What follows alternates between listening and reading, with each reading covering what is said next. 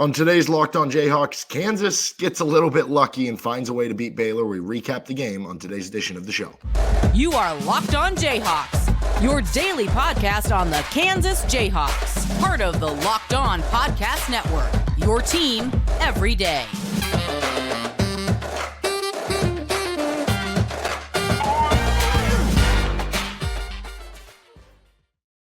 I'm Derek Johnson. Thanks for joining us. You can find me on social media at DJohnsonRadio. And thanks for making Locked On Jayhawks your first listen every day. We are free and available anywhere you get your podcasts, including on our YouTube page where you can like and subscribe to the show. On today's edition, we're recapping Kansas Baylor. Jayhawks find a way to win, maybe a little bit of luck sprinkled in there for them to get over it. The near meltdown at the end.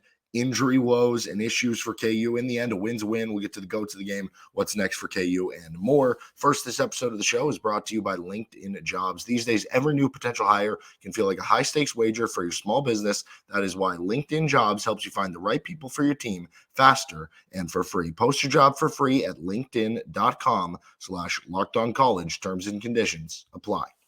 Kansas scathes one out, survives 64-61, the final score for the Jayhawks as they take down the Baylor Bears in Allen Fieldhouse. It's a top 15 win and one that you needed. You need to hold serve at home, and you were able to do that. So a couple check marks. And if you just ignored what happened in the game, then you'd be totally happy. You'd be totally fine. But the end of this game was an absolute mess for KU.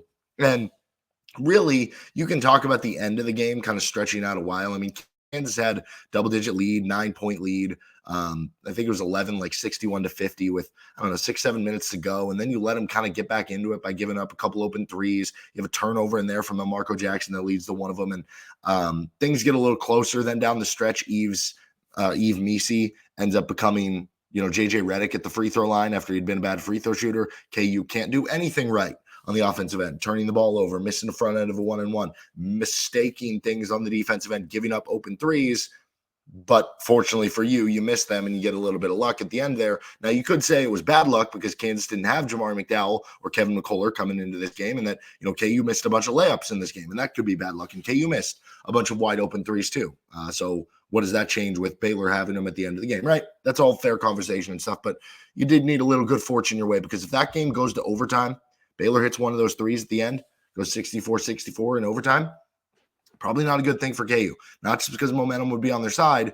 You would have had a injured, gimpy Dajuan Harris there playing in overtime with a team that only came in with 7 scholarship players available into this game.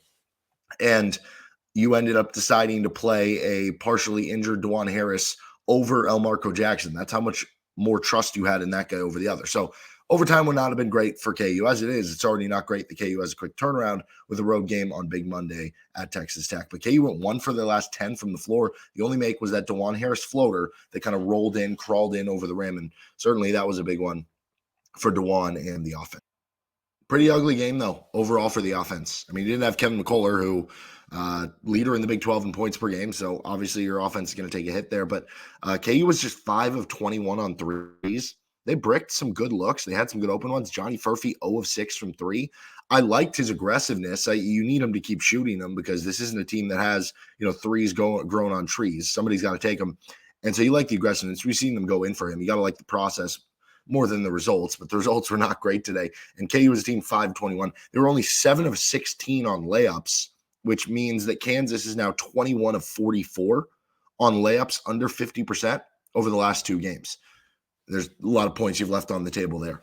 Just 11 assists for KU against Baylor. That is Kansas's lowest of the season by 2 assists when they had 13 of them in a win against Connecticut. So I don't know, even though, the assist numbers have been low, I guess every time they have low assist numbers, they win a top 15 game. So it's okay. But still, somehow they still led 30-21 points in the paint, but still that's like 10 points below their season average, conference average in terms of points in the paint per game.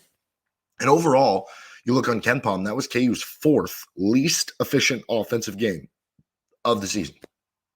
What are the other 3? Lost to Marquette, lost to Kansas State, lost to UCF. Your offense played bad enough to nearly lose this game, but you found a way to win it on the other side of the ball. Kansas won that game in the turnover department and with defense. Those are the 2 things that stood out in this win for KU. And it was mainly the first. 21-8 in the turnover battle for KU, 17-5 in steals. So you forced a lot of those turnovers yourself. They did have a couple, that were dumb plays themselves, and you led 17-5 in points off turnovers. In fact, it was KU's best turnover rate defense game of the season. So turnovers is what won this game basically for you. The defense, as we go back to the luck thing, you got a bit lucky at the end that they missed some of those open looks. And it also wasn't a good defensive rebounding game for KU. But overall, I will say, besides that maybe last minute where you were giving up an open of flurry threes and the defensive rebounding, that was still a really good defensive game for KU. That was about as good as I've seen them this year outside of the UConn game. UConn game would probably be number one. This would probably be number two in terms of just switching defense, the actions that they had on that end of the floor, getting out to guys quickly. Irony is it was really bad in the final minute, but for the overhaul of the game, it was very good. And in the end, that was KU's second most efficient or best efficiency defensive game of Big 12 season, according to Ken Palm, only trailing the home win over a bad Oklahoma State team. So defense really good, turnovers even better. Oddly, I feel worse after this game about the bench players. You had a situation where the bench players, obviously Timberlake is starter today, but long-term, when everybody's healthy, is a bench player, had increased run. They played over 50 minutes total between just the two with the guards, with Elmarko and Timberlake. And there were some good moments. Like Timberlake hits a couple threes. He has that awesome transition dunk. He had a steal here or there. Elmarko had some good defensive stands. I think wound up with like 4 steals. But there were still too many of the negatives, right? Whether it's the Elmarko turnover that leads to 3 by Baylor in key moment that kind of gets them back into it. Nick Timberlake missing several other open threes, making the bad turnover from Nick Timberlake at the end of the game, missing the front end of the 1-on-1. I think he's 0-3 on front ends of 1-on-1s this year, which shows you that I feel like most of this for him is mental. I mean, you have a career 80% basically free throw shooter who's shooting like 65% this year on free throws. So because of what happened at the end, it was basically a disaster. And I know Bill Self doesn't have, like, what other choice do you have with McCullar out right now, right? Like, you kind of made your bed by having this thin of a roster. And yes, the NCAA stuff made KU have less scholarship players this year, but that was your decision to basically eat all of the ones that you have to use up over the next couple of years in 1 year. You could have spread it out. You could have had 11 scholarship players this year. You could have had 12. Decided not to eat it up and all in 1 year. And this is a little bit of fruit of that labor right now. Do you start playing Jankovic a little bit? Well, clearly I feel like that would have been tried right now if that was viewed as a real option. Jamari McDowell, I continue to want to see Jamari McDowell play a little bit more. He was obviously sick today, so it wasn't available. And I think Nick Timberlake might have been sick recently, so maybe that's kind of going around the team. But it feels like Self hasn't totally trusted him. Even in games where Jamari's played more minutes or played longer or played well, that hasn't led to more minutes in the next games. I don't know. Is the next opportunity that Jamari gets and he does that, is that the one that can take it to the finish line because we are close to the end of the season? Maybe. I don't know. But oddly, I feel, even though in a lot of ways there was more production from Timberlake and Elmarko than we've seen in a long time, I almost feel worse about it because of how that game finished up. Of course, beyond the result, the game is pretty notable for the injury news and the things that happened before the game and in the game. Kevin McCullar came in hurt, didn't play in the game. So that makes this, on one hand, actually more impressive for KU that you gritted out a win without, one of your, if not your best player. Doesn't sound like he's going to be good to go for Monday, though. This was Bill Self after the game. He said he can't imagine McCullar being a lot better on Monday because he could hardly move today. That's not great. Okay. Jamari McDowell was sick. Maybe that's something that he can be back for Monday, although who knows how much he's going to play. And then Dajuan Harris rolls his ankle at the end of the game. Good sign that he came back into the game. We saw this happen last year in that close home win over West Virginia, and he was able to bounce back okay. But injury bugs starting to come pretty hard for KU in a way that they don't have the depth to kind of deal with. And who knows with the ankle swelling over the next couple of days, road trip, quick turnaround with Lubbock. How is Dajuan going to play? Is he going to be available? How available is he going to be, or how 100% is he going to be? Is he going to play at 80%? And if he's only playing at 80% without Kevin McCullar against a good Texas Tech team and a tough place to play, that's tough. I guess in the end, you get a weird, ugly win that maybe you were fortunate to, maybe a little bit lucky to. And the weird thing is, I don't know how you could feel better about this team after the game, which is odd considering it is a top 15 opponent. Normally, you beat a top 15 opponent, you're feeling so much better about the win. And in fact, this is what Bill Self said after the game. He said, "This is probably the least happy I've been after a win because that's not how you play basketball. I'm disappointed that we can make those 4 or 5 plays in the last minute that put us in harm's way." So, like, in a weird way, you don't feel better about your team after top 15 win, but maybe that was never a possibility. When Kevin McCullar was ruled out before the game, maybe that was never an option. Maybe this just became, as soon as he was ruled out, all about survival. Maybe this just became about, who cares about how it looks? Just get the dang win with one of the Big 12 Player of the Year candidates out. So while it's not a game that I'm going to use as evidence to be like they're playing better or this was a good run of play, it's an important game in that you did get the win, in that what it means for the Big 12 title race, in that I bagged on the team earlier in the week that they haven't been able to grind out these types of Bill Self type wins. And in a weird way, this one was that, even though it wasn't with how they executed down the stretch. So I guess be happy you found a way to win with a lot of things going against you. And that is a positive to find a way to do that. But you can't continue to play like that down the stretch and continue to have wins like that. And certainly that makes for this one a very interesting win, but still a top 15, nice resume win booster for KU. Let's continue on with our GOATs of the game on this episode of Locked On Jayhawks. First, this episode is brought to you by LinkedIn Jobs. When you're hiring for your small business, you want to find quality professionals that are right for their role, which is why you have to check out LinkedIn Jobs, which has all the tools to help find the right professionals for your team faster and for free. LinkedIn Jobs isn't just another job board. They have a vast network of more than 1 billion professionals, which makes it the best place to hire. It gives you access to professionals you can't find anywhere else. LinkedIn does all that while making the process easy and intuitive. Hiring is easy when you have that many quality candidates. So easy, in fact, that 86% of small businesses get a qualified candidate within 24 hours. 2.5 million small businesses use LinkedIn for hiring. Post your job for free at linkedin.com/lockedoncollege. That is linkedin.com/lockedoncollege to post your job for free. Terms and conditions apply. On to our GOATs of the game for KU and what is next for the Jayhawks on this episode of the show. Make sure you're subscribed. We'll have a KU Texas Tech preview coming out for you. First GOAT is Dajuan Harris. Dajuan, 14 points, 2 of 4 from 3. Rest of the team was 3 of 17 combined. He had 5 assists to just 1 turnover, and he had 2 steals. He obviously hit the last KU bucket, which they obviously very much needed there. And he was the main defender on Ray J. Dennis, who came in over his previous 4 games. I think they showed a graphic, 18.5 points per game in that span. Well, Kansas and a lot of Dajuan held Ray J. Dennis to just 3 points on 1 of 5 shooting. He also had 6 turnovers. So great job by Dajuan Harris cutting off the head of the snake, so to speak, with the opposing point guard for Ray J. Dennis and Baylor, who's been kind of an all Big 12 candidate. He was awesome for KU in a game that you needed him to score more without Kevin. He found a way to do that with the 14 points and obviously took care of the ball and helped force a lot of turnovers, which was kind of the name of the game. KJ Adams gets a good GOAT here. 13 points, 6 of 7 from the floor, 4 rebounds, 2 assists, and 3 steals. Still want to see the rebound numbers go up to where they were during that one kind of 4-game stretch where that feels more like an albatross now. But offensively, he was really good for KU. I feel like KJ doesn't get a lot of foul calls as much as he maybe should or could. I don't know what's up with that, but anyway, he was overall really good for KU again, forced some turnovers for you, and he again stepped up with the 13 points on 6 of 7 in a game that wasn't ultra efficient for the KU offense. KU defense until the final minute. Then he got a little bit lucky in there, but still in the end, Baylor went 41% from the floor, 31% from 3, which you gladly would have taken coming in. And they had no made field goals in the last 4 minutes and 32 seconds. And again, yes, took a little bit of luck on them missing the last 2 open threes. But still, before that, first, 39 minutes of the game, 38 minutes of the game, outside of a mistake here or there, which is just going to naturally happen over the course of the game, right? You can obviously point out certain things, but the overall part, pretty good. It was Baylor's 3rd least efficient offensive game of the season per KenPom. It was their 4th worst effective field goal percentage game of the season, and it was their worst turnover rate game of the season, according to KenPom. Give credit to the KU defense for doing a lot of that.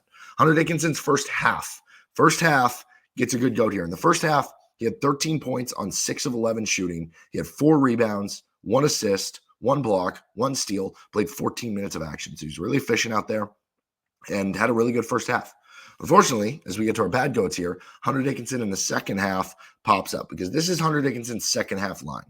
2 points on 1 of 8 shooting, 3 rebounds, 1 assist, 0 blocks, 0 steals in 18 minutes.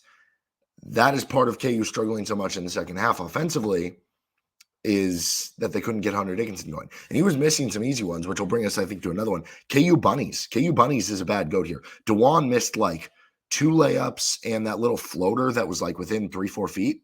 That seemed like it was pretty wide open. Hunter Dickinson missed like 2 or 3 bunnies that he normally makes. KU's a team 7 of 16 on layups. You're not going to win a lot of good games shooting like that on the easy ones. Yeah. Timberlake and Elmarko Jackson get a bad goat here. So Timberlake, before the last minute, wouldn't have been on here. Not that I was going to put him on good goats. He had a couple threes. He had the 1 dunk. There were still some negatives that happened over the course of the game. But if the last minute would have just gone normal, or he just wasn't in there, he wouldn't have been on either side. It would have been like, okay, you got decent enough bench production, right? And considering that you haven't gotten much at all, a C+ performance from somebody off the bench, a B- performance is normally like graded on a curve, an A. But then the last minute happened where he throws he throws the ball out of bounds. Then he, I believe, missed the assignment on the guy getting open from the corner in 3. Then he misses the front end of a 1-and-1. Then if you go back and watch, there's a like kind of opposite baseline view where you can see Dajuan Harris comes into the screen on the last 3 attempt for Baylor to tie the game. And clearly he was expecting a switch, and it was just Dajuan on 2 players. It was Dajuan on the screen guy and the 3-point shooter. Nick Timberlake was supposed to be the other guy, and for some reason he was on the wing double guarding somebody else. So then you had that happen. And then Elmarko, he had some good flashes too. He had 4 steals in the game. He forced a lot of turnovers in a game where that was the big thing for KU, so he gets credit for that. But total it up, the 2 of them had 52 minutes played, 9 points scored in 52 minutes on 3 of 8 shooting, 2 of 7 from 3, 2 rebounds, 1 assist, 3 turnovers, 5 fouls, did have the 5 steals, and 1 block. So to average it out, that basically means the average of Timberlake and Elmarko in this game was a 26-minute player with 4.5 points, 1 rebound, 0.5 assists to 1.5 turnovers, 2.5 fouls, did get the 2.5 steals. And yes, some of the defense stuff was good. Guess what? If Marcus Garrett, even with his defense, played 26 minutes and scored 4 or 5 points with 1 rebound and 0 or 1 assist to 1 to 2 turnovers, it would still be a bad game, even with Marcus Garrett's defense. So it is a problem there, and it didn't get any better in this one, even with more playing time. The last one here, or I guess 2 more, rebounding. KU was out-rebounded 42-25. That was KU's worst offensive rebound rate of the season.